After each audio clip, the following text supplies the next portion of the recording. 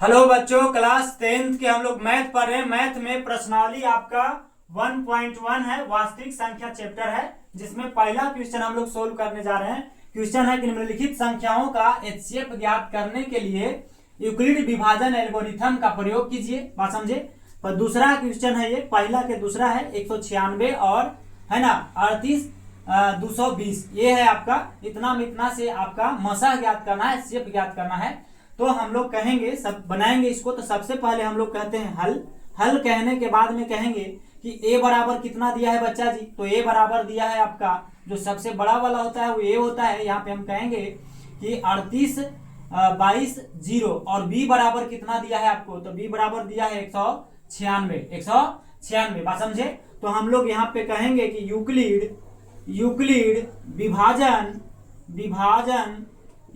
विभाजन प्रमेयिका से तो यूक्लिड विभाजन प्रमेयिका से फॉर्मूला होता है a बराबर बी क्यू प्लस में r। तो a कितना दिया है, तो 38 22 0 बराबर b कितना दिया है आपको, तो 196 गुना गुना में q नहीं पता है ना। तो यहाँ पे q नहीं पता है, तो हम लोग कहेंगे कि 196 से 38 22 0 में भाग करेंगे। 38 22 0 में क्या करेंगे, तो भाग करेंगे।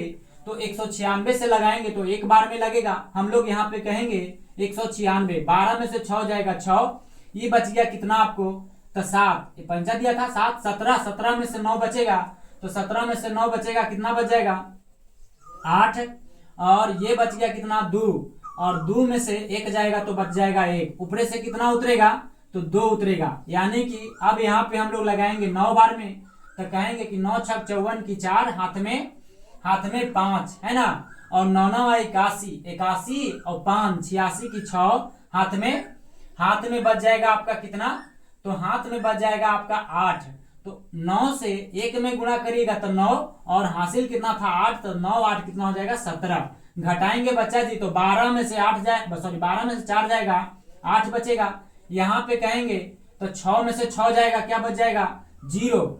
6 में से 6 जाएगा, क्या बच जाएगा 0। बात समझे। और ये कितना बच गया, यहाँ पे 6 में से 6 नहीं, यानी 12 में से 4 जाएगा 8, और इसको में से पैंचा लेंगे तो हो जाएगा 15।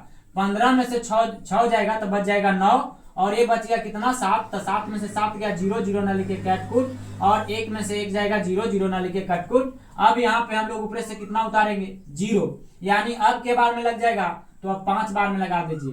तो 5 6 कहेंगे 5 से 6 में गुना करें तो 6 5 30, हाथ में 3 है ना, और 9 5 45 और 3 45 3 48 की 8, हाथ में बच जाएगा कितना 4, और 5 से 1 में गुणा करिए तो 5, और 5 4 कितना हो जाएगा 9, यानी कि कितना आ जाएगा r, तो r आ गया आपका 0, यानी शेषफल जो आ गया आपको 0 आ गया। बस समझे। तो हम कहेंगे कि 38 22 0 बराबर 196। क्यू का मान कितना मिला, तो इसको बोलते हैं हम लोग a, और इसको बोलते हैं b, और इसको बोलते हैं q, और इसको बोलेंगे आप बच्चा जी q, और इसको बोलेंगे r।